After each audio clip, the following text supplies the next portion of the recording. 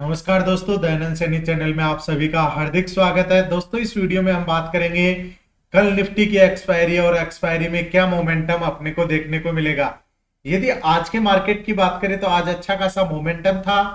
Nifty ने 95 point negative में closing दी, वहीं सेंसेक्स 442 पॉइंट और बैंक निफ्टी ने 576 पॉइंट है वो नेगेटिव में क्लोजिंग है वो देखने को मिली है। दोस्तों, कल निफ्टी की एक्सपायरी है, इसका मतलब कल मार्केट में मोमेंटम देखने को मिलेगा, क्योंकि एक्सपायरी वाले दिन क्या होता है, कॉल राइटर है उनका भी पैसा बनता है और पुट राइटर है उनका भी पैसा बनता है, इसलिए मार्केट में मोमेंटम है वो ज्यादा देखने को मिलता है। यदि निफ्टी 50 के आज के स्टॉक्स की हम बात करें तो आउट ऑफ 50 स्टॉक्स में 36 स्टॉक्स ने ग्रीन में क्लोज दिया है, वहीं 14 स्टॉक्स ने रेड में क्लोजिंग देखने को मिली है, जिसमें top lead trend, power grid, Nestle India, NTPC कर रहे थे। और लूजर्स में axis bank, HDFC bank, Maruti और कोटक बैंक है वो अपने टॉप लूजर्स बने हुए थे। और आज बैंकिंग सेक्टर में दो दिग्गज स्टॉक्स हैं, उनमें इतनी भारी गिरावट हुई है, उसका रीजन देखने को आप जरूर एनालिसिस है वो करिएगा। यदि आउट ऑफ 14 स्टॉक्स की हम बात करें तो 9 स्टॉक्स ने बैंक निफ्टी में ग्रीन में क्लोज दिया, वहीं 5 स्टॉक्स ने रेड में क्लोजिंग देखने को मिली है, जहां पर पीएनबी बैंक ने 5.61% की तेजी देखने को मिली। Union Bank, Bank of Baroda आज तेजी में थे। एक्सिस बैंक और एचडीएफसी और एयू बैंक है अपने को टॉप लूजर्स बनते हुए दिखाई दिए। अब कल एक्सपायरी में अपने को किस तरीके से सेटअप करना है दोस्तों। यदि एक्सपायरी वाले दिन क्या होता है, प्रीमियम है वो बहुत ज्यादा तेजी से मेल्ट होता है, क्योंकि उसमें टाइम वैल्यू है वो इंक्लूडेड रहती है।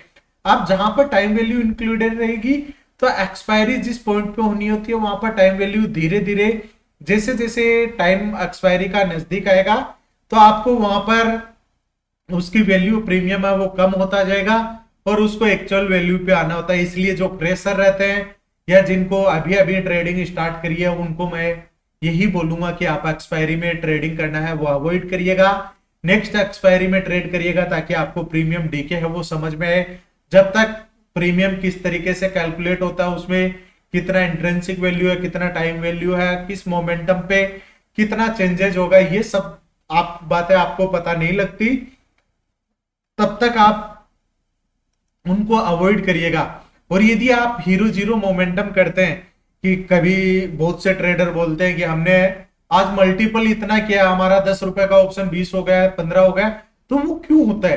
क्योंकि लास्ट के टाइम पे हो सकता है कि एक ट्रेंड रिवर्सल देखने को मिलता है, तो ऑप्शन चेन में सपोर्ट और रेजिस्टेंस पे ओपन राइटर की पोजीशंस होती है। यदि हम उस सपोर्ट के बेस पे अपना एनालिसिस करते हैं और कोई तेजी से मोमेंटम देखने को मिलता है तो लास्ट मोमेंटम पे प्रीमियम पे ज्यादा मोमेंटम हो सकता है। पर उसमें क्या होता है, आपका पूरा का पूरा डीमेट अकाउंट है वह भी खाली हो सकता है दोस्तों, तो इसलिए आप उसका भी ध्यान रखिएगा और उसके बाद ही अपने ट्रेड का सेटअप है वो बनाइएगा। इस वीडियो में हम डिटेल से बात करेंगे ऑप्शन चेन के डेटा की भी। पहले हम ऑप्शन चेन का डेटा डिस्कस करेंगे, उसके बाद में निफ्टी, बैंक निफ्टी और सेंसेक्स के क्या लेवल्स रहेंगे उसके बारे में बात करेंगे। तो सबसे पहले बात करते हैं हम सेंसेक्स के, सॉरी, निफ्टी के ऑप्शन चेन के डेटा की। दोस्तों, कॉल राइटर और पुट राइटर का डेटा होता है वो अपने लिए एज ए सपोर्ट की तरह काम करता है और कॉल राइटर का डेटा एज ए रेजिस्टेंस की तरह काम करता है। तो सपोर्ट कहां पर बना हुआ है, यहां पर देखिए 24,200 पे 2,08,852 के ओपन कॉन्ट्रैक्ट है और उसके बाद में देखिए कंटिन्यूसली 24,000 तक के लेवल्स है, वहां पर हेवी पुट राइटिंग हुई है। यानी इसका मतलब क्या हुआ कि मार्केट अभी भी डाउन साइडेड में जाने के लिए रेडी नहीं है, मार्केट है वो अभी भी अप साइड में जाने के लिए भी रेडी है या नहीं ये हम डिस्कस करेंगे। पर अभी जो डेटा देख के बताया जा रहा है कि यहाँ पर सपोर्ट अच्छा खासा बना हुआ है। 24,300 पे 1,41,000, 24,400 पे 1,14,000, 24,500 हैवी कॉल राइटर बैठे हुए, यानी 24,500 का लेवल है वो एज ए रेजिस्टेंस रिएक्ट करेगा। तो कल मार्केट की रेंज है वो 24,000 डाउन साइडेड में और 24,500 अपर साइड में रह सकती है। यह डिसाइड करेगा कि ओपनिंग कहां पर होती है और उसके बाद में मार्केट क्या मोमेंटम लेता है। दोस्तों, आज क्या हुआ, मार्केट ने फर्स्ट 5 मिनट के हाई और लो को अपना सपोर्ट और रेजिस्टेंस बना लिया। यदि आपको सपोर्ट और रेजिस्टेंस के साथ साथ कैंडल स्टिक्स आती थी, यहाँ पर डाउन साइडेड में आया, सपोर्ट पे स्पिनिंग कैंडल बनी और अपर की साइड में गया मार्केट, फिर वहां से डाउन साइडेड और अपर साइड में यहां पर जाकर रेंज बाउंड हो गया।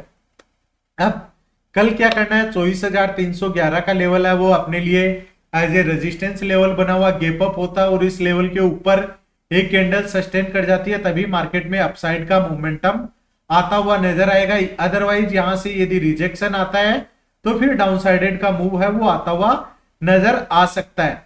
अब यहां से यदि डाउनसाइडेड आता है तो 24,238 का लेवल है वो एक इंपोर्टेंट सपोर्ट की तरह काम करेगा।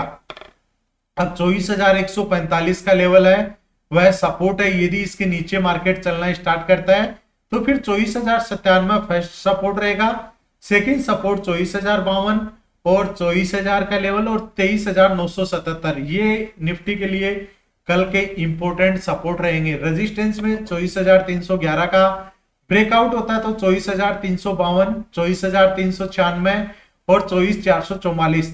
दोस्तों कमेंट करके जरूर बताइएगा कि 24,400 के ऊपर कल एक्सपायरी होगी या फिर 24,000 के आसपास। आपका व्यू क्या कहता है, आपका टेक्निकल एनालिसिस क्या कहता है, क्योंकि आप भी जब ट्रेड करते हैं तो अपना एनालिसिस जरूर करते होंगे, तो उसके बारे में भी यहाँ पर जरूर शेयर करिएगा। आज का यदि हम सेंसेक्स के बारे में बात करें तो सेंसेक्स का स्ट्रक्चर भी निफ्टी की तरह सेम था। अब कल यदि गैप अप ओपनिंग के चांसेस यदि यहां से होते हैं 77,947 का लेवल ब्रेकआउट होगा, तभी हमें अपर की साइड का मोमेंटम आता हुआ नजर आ सकता है। 77,368 का लेवल है वो आज सब लो लगा है और 78,151 का हाई, यानी सेंसेक्स में अच्छा खासा मोमेंटम था। अब डाउन साइडेड में 77,580 अपने लिए सपोर्ट रहेगा। अभी ईरान और यूएस का वॉर अभी जो चल रहा है उसके चलते मार्केट में भी प्रेशर बना हुआ है। यदि डाउन साइडेड में 77,580 का लेवल ब्रेक डाउन करता है, सस्टेन कर जाता है, दोस्तों जब तक आपका कंफर्मेशन नहीं हो तब तक आप एंट्री अवॉइड करिएगा। 77,580 का लेवल यदि ब्रेक डाउन होता है तो 77,400 का लेवल फर्स्ट सपोर्ट रहेगा, सेकंड सपोर्ट 77,198 और वहां से भी यदि ब्रेक डाउन होता है तो 77,018 का लेवल है वो सेंसेक्स के लिए एक इंपॉर्टेंट सपोर्ट रहेगा। अब 77,947 के ब्रेकआउट के बाद 78,071 का लेवल फर्स्ट रेजिस्टेंस रहेगा, सेकंड रेजिस्टेंस 78,212 और वहां से भी ब्रेकआउट होता है तो 78,415 का लेवल है वह एज ए रेजिस्टेंस लेवल की तरह काम करेगा। तो दोस्तों इन लेवल्स को आप अपने चार्ट पे जरूर मार्क करके रखिएगा ताकि आपको भी लाइव मार्केट में कहाँ सपोर्ट बन रहा है कहाँ रेजिस्टेंस बन रहा है उसका प्रॉपर नॉलेज हो और आप सेटअप के अकॉर्डिंग ही अपनी ट्रेड का सेटअप करें, क्योंकि जब तक हम ट्रेड के सेटअप पे काम करेंगे अपने को अच्छा खासा मोमेंटम बनता हुआ नजर आएगा। यदि हम ट्रेड पे सेटअप पे वर्क नहीं करेंगे तो फिर वहां से अपने को इतना कोई खास मोमेंटम आता हुआ नजर नहीं आएगा। यदि हम बैंक निफ्टी की बात करें तो बैंक निफ्टी में 58,223 का level as a resistance level बना हुआ है और सपोर्ट में 57,784 का लेवल। जब तक मार्केट इसी के बीच में रहता है तब तक अपने को कोई भी अच्छा खासा मोमेंटम आता हुआ नजर नहीं आएगा। यदि इसका ब्रेकडाउन हो जाता है तो फर्स्ट सपोर्ट रहेगा 57,606, सेकंड सपोर्ट 57,445 और वहां से भी ब्रेकडाउन होता है तो 57,200 का लेवल। अबव साइड के रेजिस्टेंस की बात करें तो 58,223 का लेवल ब्रेकआउट होने के बाद 58,401, 58,587 और 58,714 एज ए रेजिस्टेंस रहेंगे। दोस्तों अभी तक चैनल को सब्सक्राइब नहीं किया है, बेल आइकन प्रेस नहीं किया है तो करिए, फॉलो करिए। धन्यवाद दोस्तों, जय हिंद जय भारत।